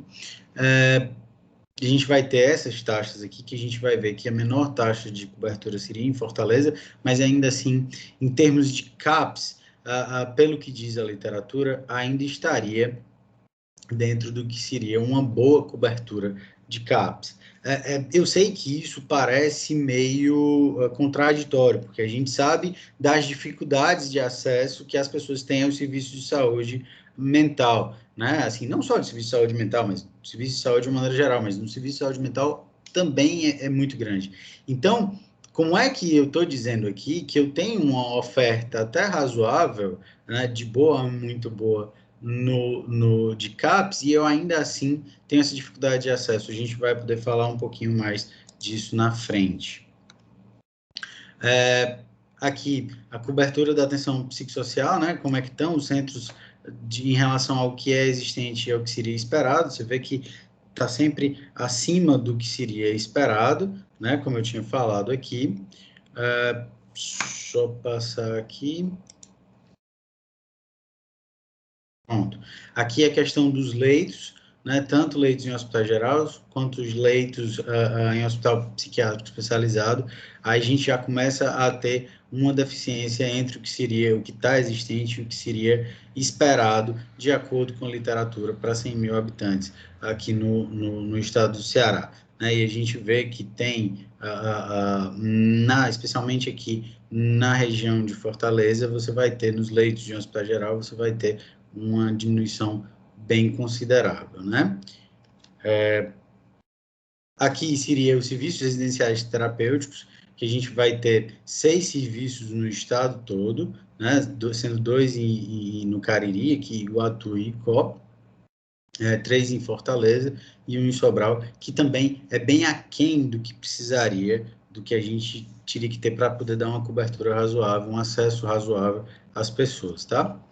Aqui seria o número de déficit de psiquiatras, que também foi uma outra coisa que o diagnóstico identificou. A gente chega a ter no máximo aí na região leste, no litoral leste, Jaguaribe, uns 65% do que seria a quantidade de psiquiatras necessários. A gente não pôde fazer esse mesmo dado aqui com outros profissionais, porque a gente não encontrou uma base na literatura, o que é que teria como preconizado a quantidade de assistentes sociais, de psicólogos, de enfermeiros por população, né? No caso dos psiquiatras, tinham um parecer tanto da OMS quanto do CFM em relação a quantos psiquiatras precisavam, tá? Mas a gente sabe que esse déficit de profissionais também é grande no nosso estado, e também a questão dos vínculos, né? São psiquiatras que têm uma rotatividade muito grande de profissionais, tá? Aqui seria o tempo de espera, e aqui a gente precisa ter um cuidado bem grande. Esse dado, da maneira que ele é colhido hoje, ele é colhido através de informação com os gestores das unidades, tá? Não há, como não tem uma regulação, o CAPS, ele é porta de entrada também, a gente tem uma dificuldade de ter esse dado mais preciso do que foi feito. Olha, em média, no teu serviço, quanto tempo demora para um atendimento com o psiquiatra, com o psicólogo, com o enfermeiro, com o assistente social, com o terapeuta ocupacional, enfim, a gente foi fazendo e dentro dos serviços, a média é essa, e a gente sabe que, inclusive, é até maior pelo relato dos pacientes, né? Aqui seria a permanência média dos pacientes nos hospitais psiquiátricos do estado, né, na instituição espírita no Nosso Lar, no São Vicente e no Mental, tá? Esse dado, ele é de 2020. Ali no final de 2020, no meio de 2020, para até agora, isso tem se mantido aqui no Hospital Mental, ele tem se mantido abaixo de 25 dias, em média, né? Tem alguns meses que fica 27, mas ele tem se mantido abaixo de 25, ou seja, a gente conseguiu aí, através de algumas articulações, uma diminuição desse tempo de permanência nos hospitais, tá? Aqui seria o quantitativo. Vou precisar pedir que você se encaminhe para a conclusão, tá bom? Tá ótimo. Eu acabei saindo do modo apresentador e fiquei aqui perdi o tempo. Bom, aqui seria quantitativo da RAPS do Ceará, vocês vão ter até acesso a isso vai ser publicizado quando for feita a política. Os pacientes que estão institucionalizados, né, que a gente tem, esse diagnóstico foi feito junto com a Superintendência de Fortaleza, né, e com o Hospital de Custódia de Cândido Gomes, a gente tem esse total aqui de pacientes, tá, e as conclusões do diagnóstico, né, primeiro, a gente, apesar de ter uma quantidade adequada de CAPs, a gente tem uma quantidade inadequada de CAPs e poucos equipamentos que apoiam os CAPs. Então, assim, acaba que se tem, por conta da prevalência dos transtornos mentais e do sofrimento psíquico, você tem uma demanda muito grande e se a gente centrar o atendimento no CAPS, a gente não vai dar conta disso, né? Então, precisa ter mais linhas de cuidado. Foi falado aqui sobre fluxos de entrada e saída é claro que estava se falando das instituições, mas aqui também a gente pode aplicar isso também ao CAPS. Tem uma quantidade inadequada de serviços residenciais, dificuldade de acesso ao serviço de saúde mental e vínculos frágeis com alta rotatividade profissionais, tá? O que é que ainda, antes de chegar no papel do Estado, e eu não vou mais demorar tanto, eu estou aqui citando alguns marcos legais, que é de conhecimento de todos, eu não vou me deter nisso, mas, assim, o que eles trazem em comum, tanto na Declaração dos Direitos Humanos, quanto na Declaração de Caracas, nas leis estaduais, leis nacionais, é que realmente a gente precisa sair de dentro das instituições. O cuidado, ele deve ser pautado no território. Ele é mais eficiente, ele é mais amplo e ele é mais humano. Então, assim, todos esses marcos legais que norteiam as nossas práticas, eles falam isso. Vamos sair de dentro das instituições e vamos para o território, vamos tratar as pessoas dentro da própria comunidade. E aí, qual é, dentro disso tudo, qual é, de fato, o papel da Copom nessa caminhada para a desinstitucionalização, né? Primeiro, ela é uma coordenadoria de políticas. Então, a elaboração da política de saúde mental, álcool e outras drogas, que está sendo cobrado pelo Dr. Marcos, que era secretário executivo de saúde e agora está sendo secretário de saúde do Estado. Então, ele vem dando muita força para a gente conseguir elaborar essa política. Obviamente, tem um grupo condutor bem plural e a gente vai precisar passar pela validação do controle social, de vários setores da sociedade, né? E a gente está dedicando um capítulo específico para o que seriam as diretrizes da desinstitucionalização. O fortalecimento da RAPS, para além de hospitais, SRTs e até mesmo de outros dispositivos. Foi falado muito na questão do fluxo, eu gostei muito das avaliações logo no início, antes mesmo da internação, né? Que a colega falou agora há pouco no Maranhão. Isso é muito importante, não adianta a gente só modificar o que está se passando lá no hospital ou criar mais SRTs. Isso ajuda, com certeza, obviamente, mas vai para além disso, né? A gente precisa, como em qualquer intervenção que se queira, que se apresente como eficaz em saúde mental, a gente precisa de estratégias intersetoriais de desinstitucionalização. A gente precisa do cuidado com as famílias, cuidado com o território, no momento que essa pessoa vai para a internação logo no primeiro dia. Esse contato hospital e os serviços de base territorial precisa ser constante desde o primeiro dia. As ações perenes, que tem sido feito também, ações perenes de desinstitucionalização, que são feitas em visitas aos hospitais, especialmente aí pela equipe da Superintendência Fortaleza, né? Eles têm feito um trabalho formidável nisso.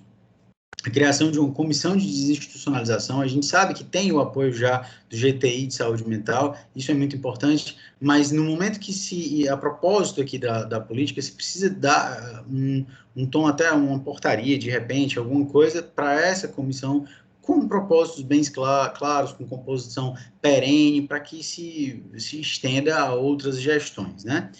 A gente também precisa estar atento, que foi uma coisa que vem aparecendo para a Copom, a formas menos explícitas de institucionalização. A gente falou-se muito aqui de hospital de custódia, hospital psiquiátrico especializado e hospital de custódia, mas a gente tem visto pessoas que estão sendo institucionalizadas, e a Leiriane trouxe aqui no começo, em comunidades terapêuticas, pessoas que mudam de uma comunidade terapêutica para outra e acabam saindo do radar da gente, e a gente precisa estar atento também a essas formas menos explícitas de institucionalização.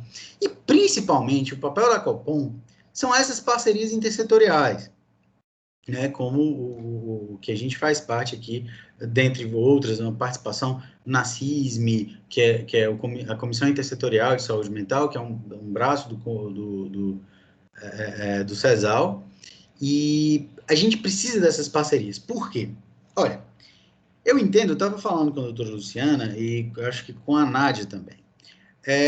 Quando me chamaram e eu estou já acabando, eu prometo, quando fui chamado para a coordenação da Copom, uma coisa que estava muito clara e que me motivou a aceitar foi a nossa geração, a gente precisa fazer alguma coisa com essa dívida que a gente tem, que o nosso Estado tem com a saúde mental, né? A Liriane falou muito bem no começo sobre as nossas questões ainda, os nossos desafios e o que vem sendo deixado de lado na saúde mental.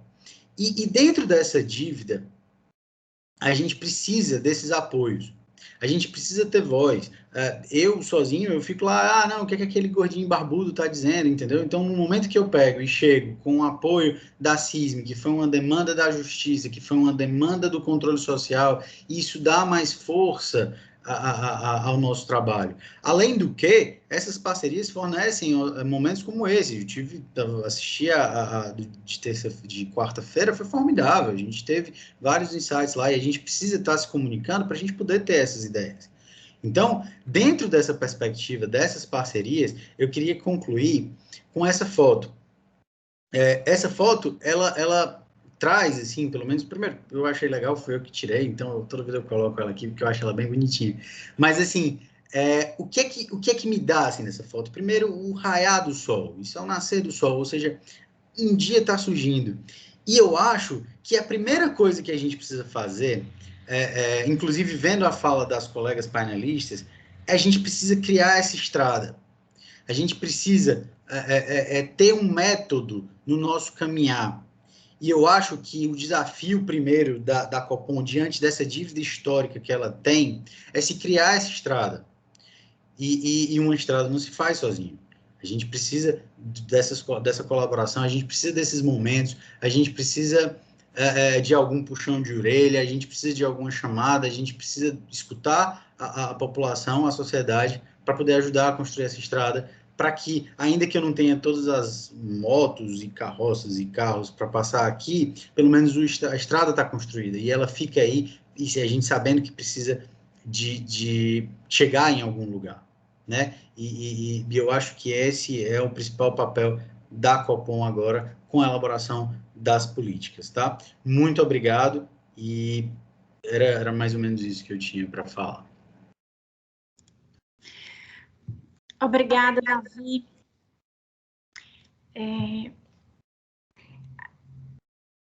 Nós temos tido, né, o GT Interinstitucional de Saúde Mental, uma cooperação bem objetiva e consistente da SESA nesse processo de desinstitucionalização dos 9 desinternados, que hoje é um número menor, quando nós iniciamos o GT, né, em julho do ano passado, né?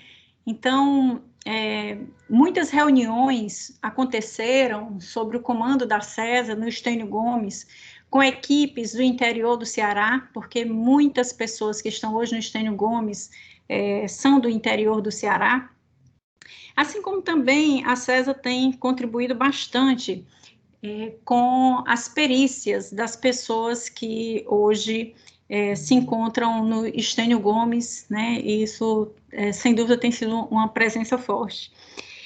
Mas uma questão importante, né, que eu tentei colocar no início, já que a gente está, assim, almejando um programa para o Ceará, né, é pensar, diante de todas as questões já discutidas no GT, com a presença da SESA, o que é que o governo do estado está pensando sobre esse programa para o Ceará, tá?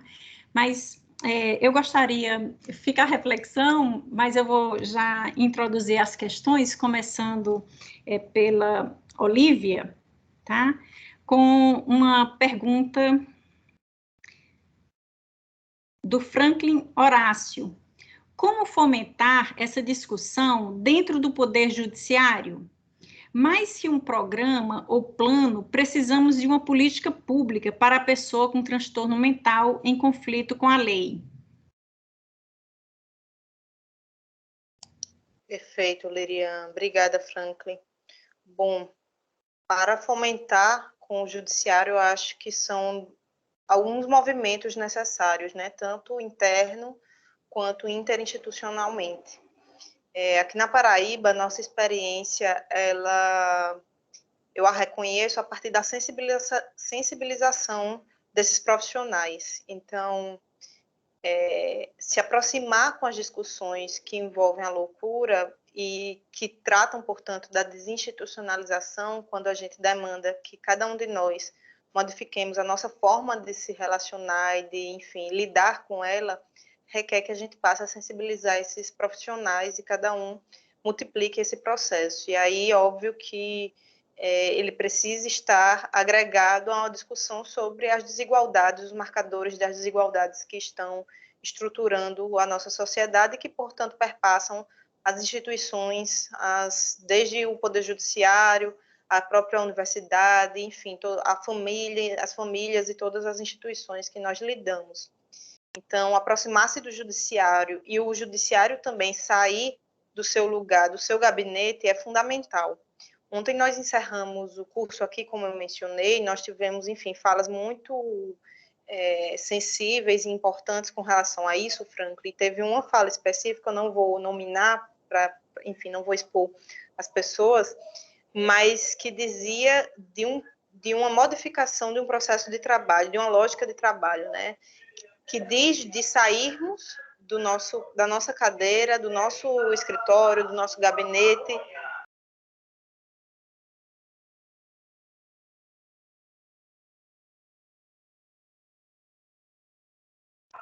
Só um minuto que um som se atravessou aqui.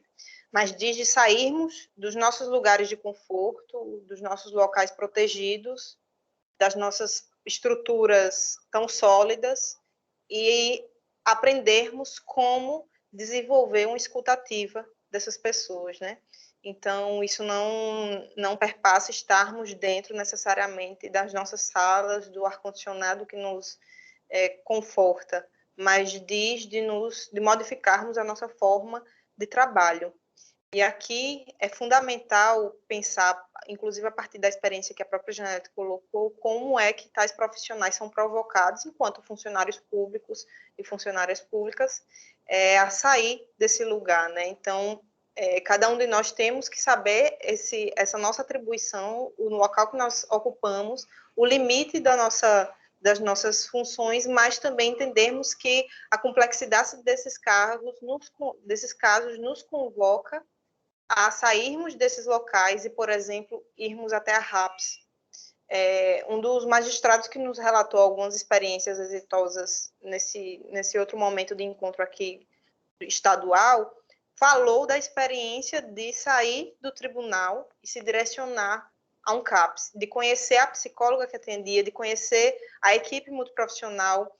Isso diz de outra lógica de trabalho, outra dimensão que é fundamental, né? Que, inclusive, no momento de pandemia, a gente percebeu como muito fragilizada, né? As instâncias de fiscalização dessas estruturas de privação de liberdade.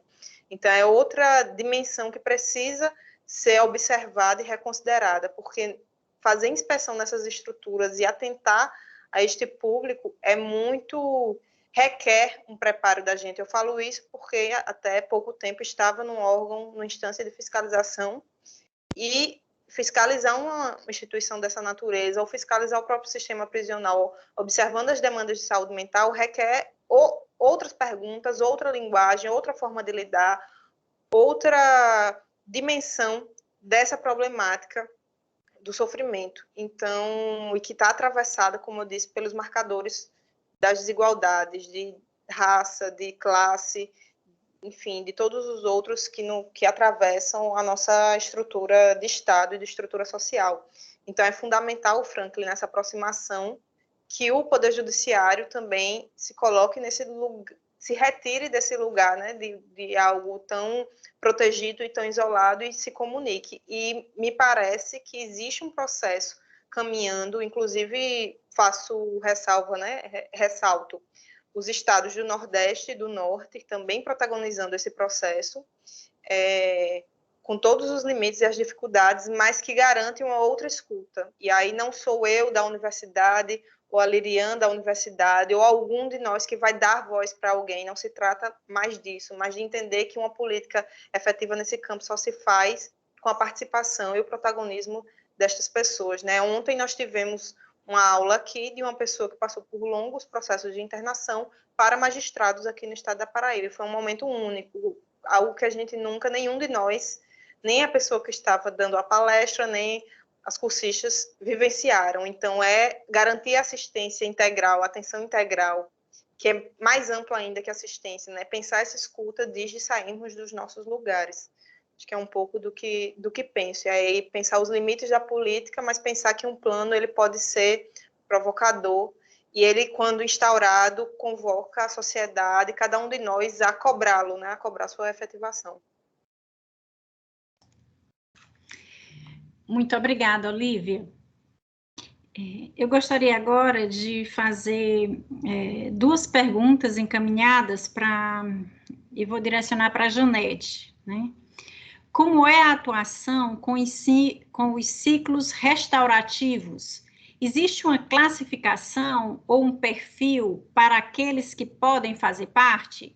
Essa pergunta foi da Cláudia Thaís. E vou complementar com uma outra questão colocada por uma companheira do GT, Prudenciana. Ela pergunta: qual o primeiro passo para mudarmos a realidade cearense? Janete, com toda a sua experiência extraordinária, eu me encanto muito quando você fala que no Maranhão você enxerga hoje que o programa é algo muito maior do que as EAPs, né? As EAPs são uma estratégia importantíssima, né? Mas dentre outras estratégias. Então, diante de toda essa sua experiência, a pergunta fica, né? Qual seria o primeiro passo para mudarmos a realidade cearense?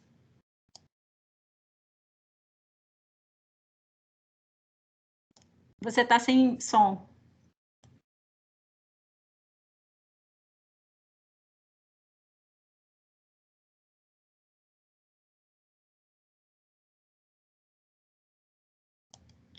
Nós não te escutamos, Janete.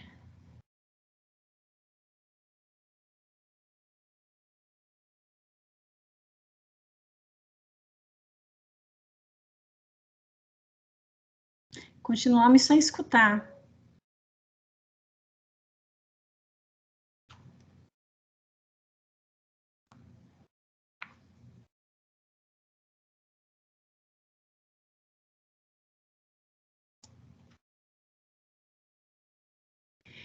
Janete, nós não estamos escutando. Enquanto a gente tenta resolver isso, eu vou sugerir encaminhar a pergunta para o Davi. Pode ser? Você me escuta, Janete? Ok.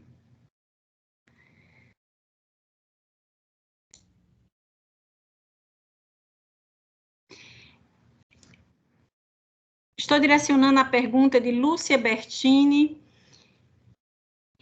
integrante ativa da Comissão Integrada de Saúde Mental.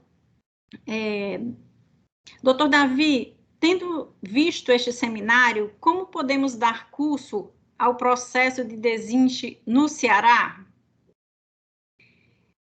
E como poderíamos dar curso ao processo de criação das residências terapêuticas com a ajuda do Estado, se o primeiro passo for dar curso à saída de quem já deveria ter saído há tanto tempo?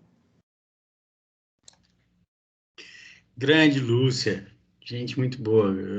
Realmente é uma pessoa maravilhosa que tem sido uma parceira muito grande aí, muito boa lá tanto na CISM quanto na SPS, em algumas ações que a gente tem participado junto. Bom, Lúcia, eu imagino que você colocou aí, né? Como é que a gente vai dar curso ao apoio que o Estado pode dar na criação dessas residências terapêuticas, né? Como eu falei, a gente sabe, e eu sei que você sabe, Lúcia, que todo mundo aqui entende, que não é meramente a construção de novos SRTs que vai dar, mas que vai dar jeito no que está se passando. Agora, com certeza vai ajudar exatamente nisso, de tirar os 8. A gente tem trabalhado, pensado algumas formas de apoio aos municípios que possam, ou, como é que eu colocaria? A gente possa, não é propriamente regular o paciente para lá, mas alguns municípios que possam acolher. No estado, tem alguns municípios que têm vaga ainda, eles podem acolher isso, a gente vê uma maneira de o estado apoiar esse acolhimento, e a outra maneira seria o estado dar apoio à criação em algum município de uma nova SRT.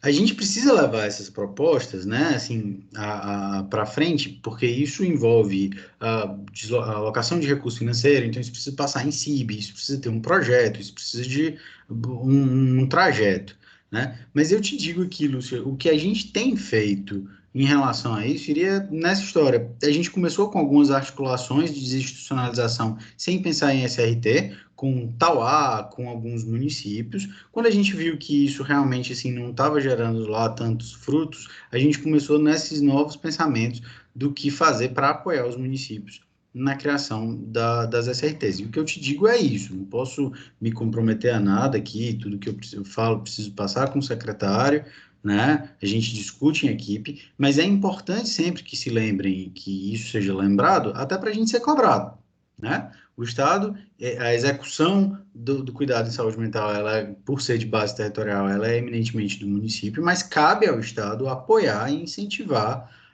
além de organizar, de regulamentar, de articular, né, esse cuidado. Então, assim, o que eu posso te responder é isso. Eu não sei se preciso dizer mais alguma coisa.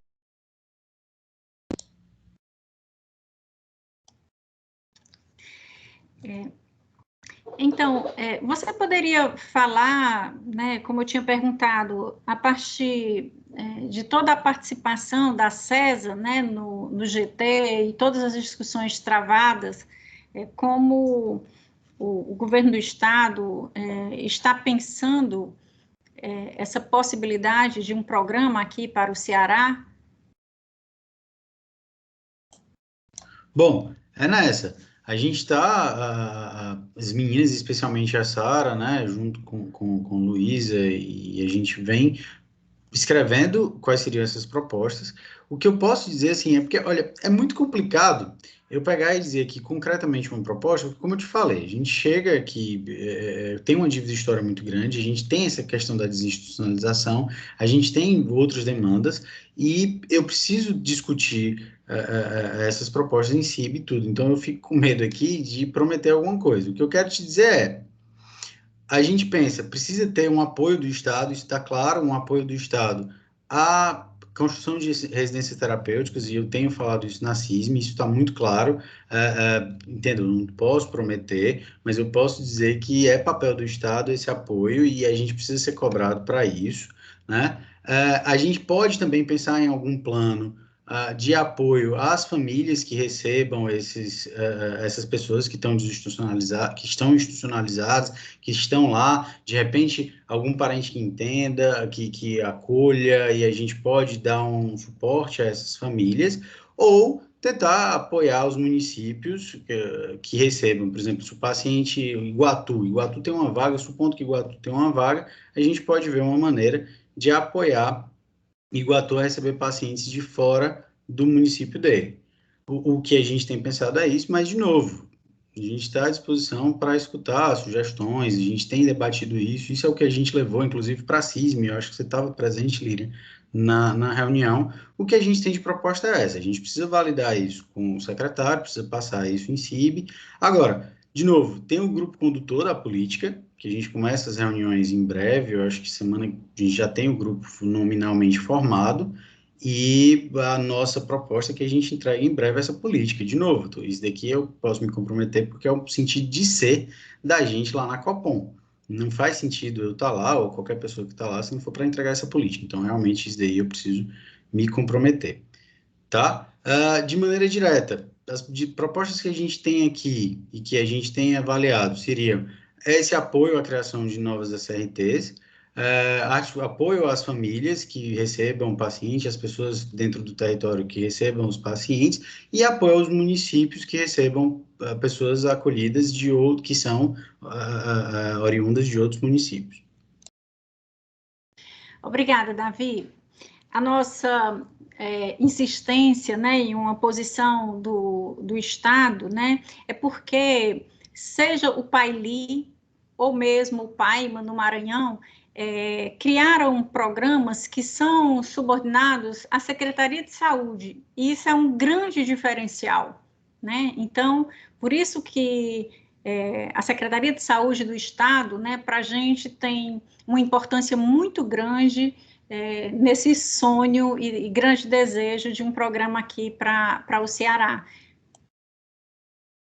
Lirian, é verdade, a gente também, você tinha trazido o Paiman, né, numa oportunidade que a gente teve, e realmente isso abriu, inclusive, a possibilidade de a gente ter a gente levou isso em consideração, de ter, já que você estava falando aqui, a Lúcia estava falando sobre as SRTs, de ter uma SRT que seria gerida pelo Estado, né, assim como o Estado gera alguns dispositivos, a gente ter uma SRT gerida pelo Estado, isso não está descartado, né?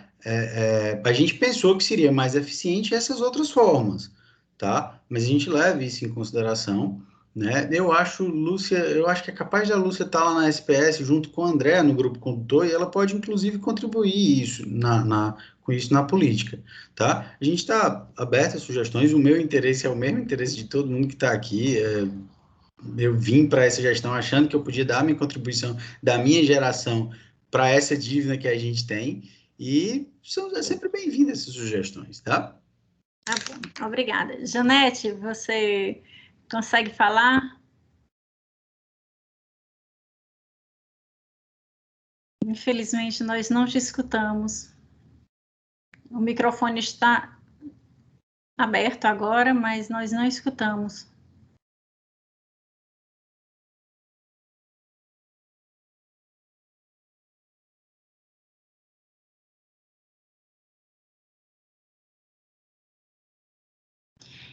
Bom, Janete está saindo e tentando se reconectar de novo para ver se o problema é resolvido.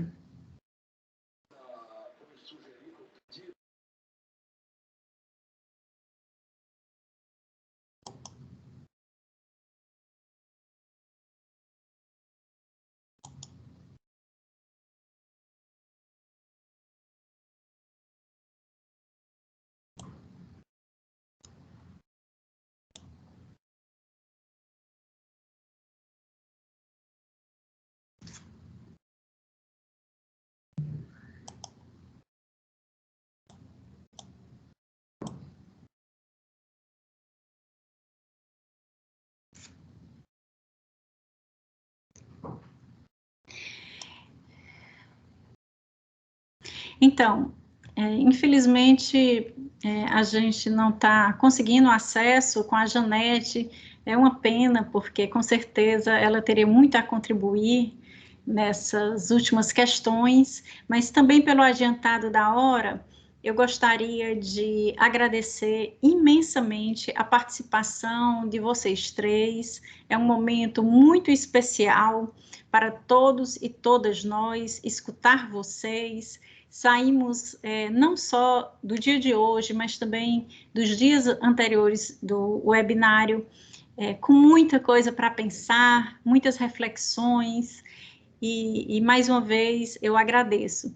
Mas gostaria de chamar, passar a palavra para a doutora Luciana Teixeira, que fará o encerramento desse nosso evento. Boa noite a todos. Estão me ouvindo? Só me dá uma sinalização, Lirian, por favor. Sim. Obrigada, gente. Antes de qualquer coisa, eu gostaria de pedir a todos os membros do GT, ao desembargador Henrique, a Humberto, que abrissem as câmeras, que já está liberado, certo? É muito importante que todos vocês apareçam aqui, estejam aqui comigo nesse momento final. Marina, da SMEC, o Davi, do GMF. Não vai escapar ninguém, viu? Bora abrir. Humberto.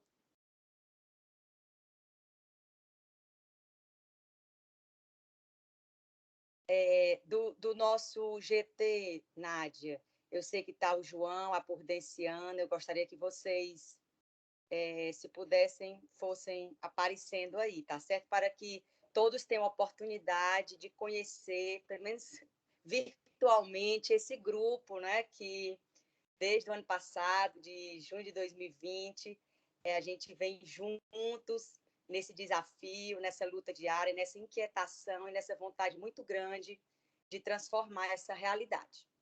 Tá certo? Então, eu vou começar aqui a falar as palavras de encerramento. Essas horas do nosso seminário, A Loucura do Direito, nos mostraram mais uma vez que não faria qualquer sentido entendermos como separadas e opostas as palavras e as coisas que nos fazem pensar e emocionar, e aquelas que nos fazem imaginar e agir. Pois reconhecê-las como afetos e práticas confinadas em lugares que se excluem mutuamente seria reduzir e desmobilizar a força desses acontecimentos. Da mesma forma que o que foi falado e debatido nesses 3 dias teve a efetividade de ações, o que podemos fazer concretamente a partir desses discursos terá o ânimo desses conhecimentos e sensações. A realização desse seminário é a extensão do que já buscávamos, iniciávamos a prática. E agora temos de buscar também como continuidade dele. Por isso, não encerramos hoje. E amanhã não será necessariamente um dia depois. Ele tem de ser mais uma atividade dessa programação, como todos os próximos dias. Vamos fazer que o que nos impactou agora atravesse tudo o que vai vir, abra frestas nos muros que nos separam e nos distanciam nas rotinas das nossas agendas, fazendo-nos muitas vezes esquecer o que sentimos e queremos. Aliás, muros e a tarefa de quebrá-los foram duas imagens fortes desse encontro. Talvez possamos dizer que foram suas principais metáforas. Muros que conhecemos e já encaramos muito bem, e não só como símbolo do real. Sabemos e confrontamos essas divisões nas suas versões de pedra e ideológica. Com o nosso evento, passamos a nos apurar mais para essa luta. Luta essa que não é apenas antimanicomial, mas contra todas as estruturas de opressão, como foi dito ontem.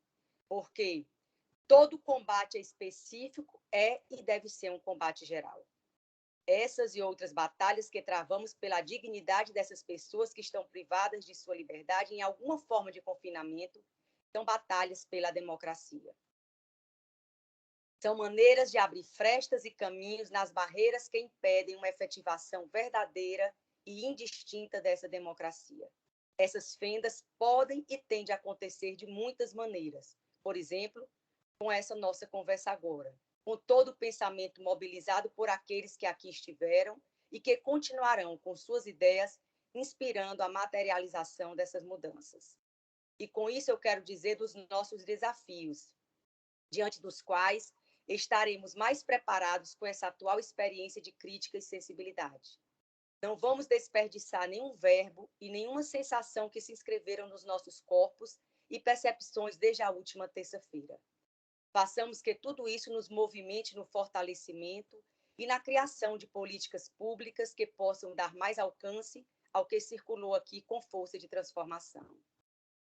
É disso que se trata quando podemos fazer com que o reconhecimento do sofrimento do outro possa ser o termo para lidarmos com essas pessoas que continuam a ser excluídas pelos estigmas das classificações da doença mental, inclusive quando são abandonadas ao uso abusivo de psicofármacos.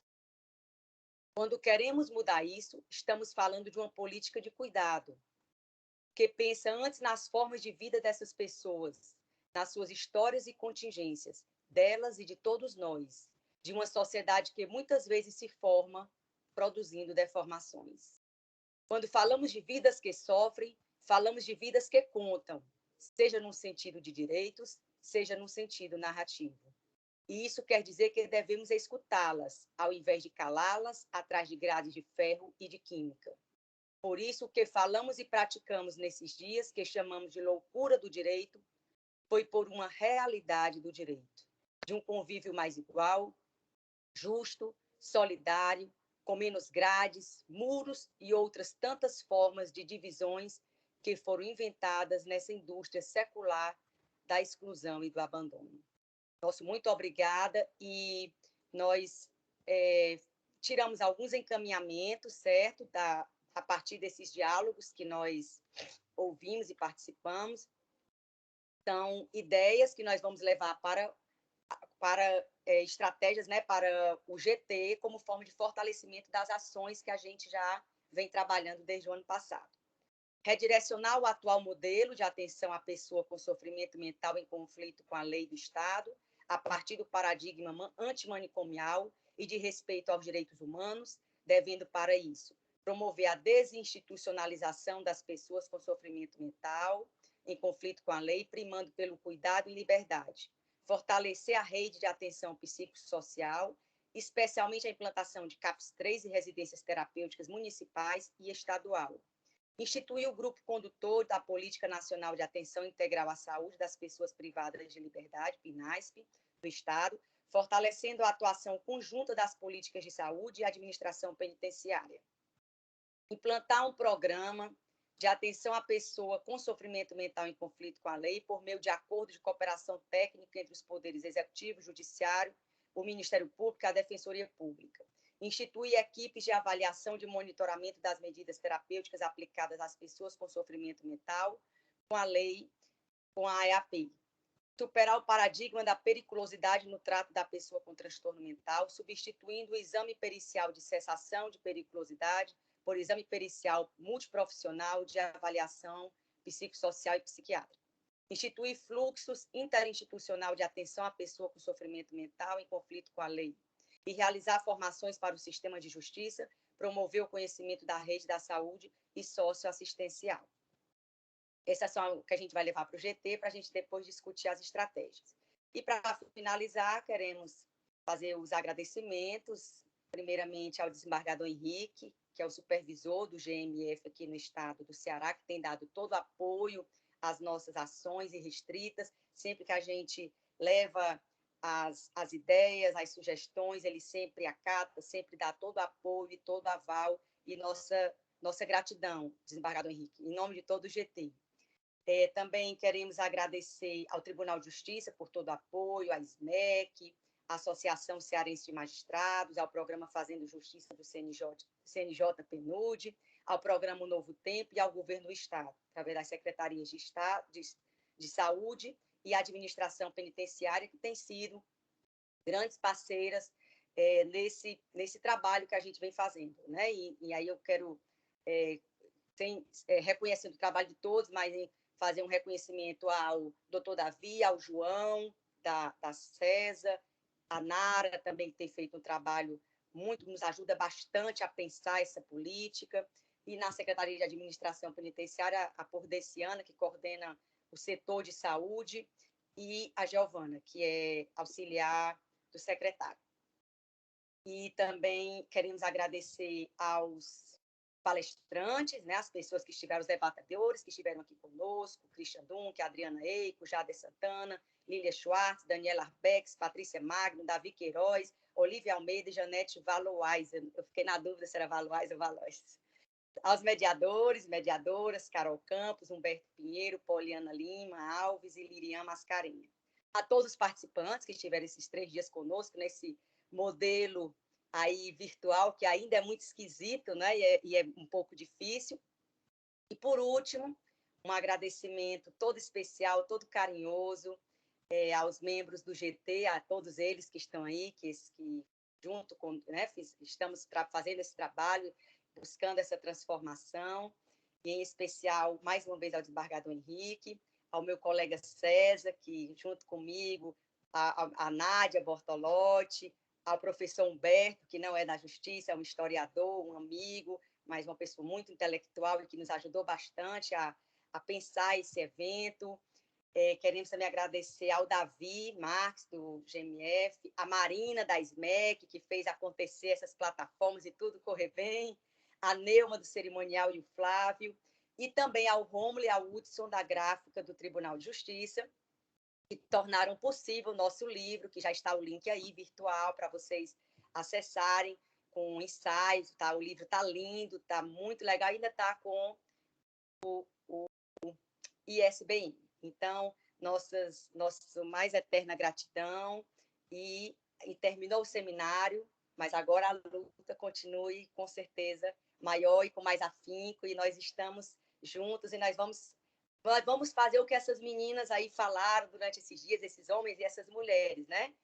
Aquilo que elas trouxeram muitos possíveis para aquilo que a gente via como impossível. Então, assim, hoje eu enxergo muitas possibilidades dentro do que eu não enxergava. E eu tenho certeza que todos vocês. Então, uma boa noite, muito obrigada, e vamos lá. Será que tiraram a foto do Tribunal de Justiça? Era bom que as telas estão abertas, né, para a gente fazer o registro. Não sei se ele está me ouvindo. Bem, faz de conta que tirou, né? Então, pronto, gente. Boa noite, desembargador Henrique. O senhor quer dar alguma palavra? Só acompanhar a eminente relatora, a doutora Luciana. Parabenizar a todos. Realmente saímos aqui desse seminário muito fortalecido, muita reflexão, tema bastante sensível, mas, como você mesmo falou aqui, foi um momento ímpar de grande aprendizado e de reflexão. Muitíssimo obrigado a todos e todas.